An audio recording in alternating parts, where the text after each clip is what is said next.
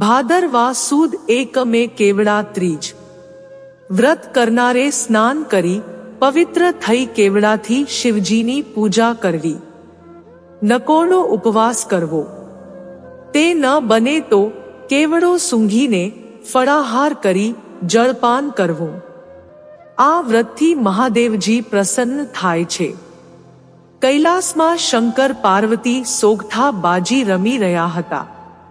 વચમાં પાર્વતીજીએ ભગવાનને પૂછ્યું, હે નાથ, આપ જેવા દેવોના દેવ મહાદેવને પામવા મેં કયું વ્રત કર્યું હશે? ભગવાને પાસા ફેંકતા કહ્યું, એક વેળા નારદજીએ તમારા પિતા હિમાલયની મુલાકાત લીધેલી, ત્યારે નારદજીએ તમારા પિતા આગળ મારા ખૂબ વખાણ કરેલા। તે તમે પણ સાંભળેલા, એટલે તમે મને વરવાનું તે વખતે જ પ્રણ લીધું હતું। પરંતુ આ તો નટખટ નારદજી હતા। તેમણે વખાણ મારા કર્યા અને તમારા વિવાહ વિષ્ણુ સાથે કરવા આગ્રહ પાડ્યો। જ્યારે તમે આ જાણ્યું ત્યારે તમે ખૂબ જ કલ્પાંત કર્યું। પછી તમે તમારી એક વિશ્વાસુ સખીને તમારા મનની મૂંઝવણ જણાવી તો તેણે કહ્યું કે તું બધી ચિંતા છોડી દે, તે અંગે પછી વિચારણા કરીશું। અત્યારે મન મોકળું થાય તે માટે આપણે જરા જંગલમાં ફરી આવીએ।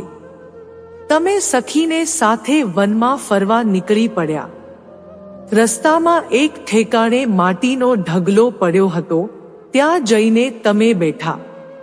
ત્યાં રમતા રમતા માટીનું શિવલિંગ બનાવ્યું અને તેની પૂજા કરવા માટે વગડામાં ફરીને ફૂલો, બીલીપત્રો, કેવડો વગેરે શોધી લાવ્યા અને ભાવથી શિવલિંગની પૂજા કરી।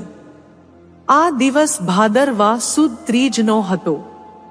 વળી તમે રોષમાં ને રોષમાં સવારથી અન્ન લીધું ન હતું, તેમ છતાં ભૂખ્યા પેટે પ્રફુલ્લિત રહીને મારી પૂજા ભક્તિ કરી। તેથી હું તમારા પર પ્રસન્ન થયો અને મેં પ્રગટ થઈ તમને વરદાન માંગવા કહ્યું, તો તમે બે હાથ જોડીને એટલું જ માંગ્યું કે હે ભોળાનાથ, જો મારી ભક્તિ સાચી હોય તો આપ મારા સ્વામી થા।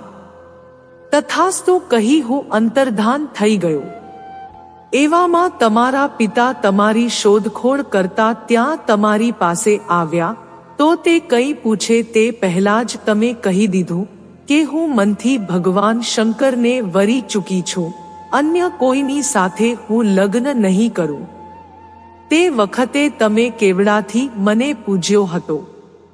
તે વ્રતનો પ્રભાવ તમારા પિતા પર એવો પડ્યો કે તેમણે થોડા જ દિવસોમાં મારી સાથે તમારા લગ્ન કરી દીધા।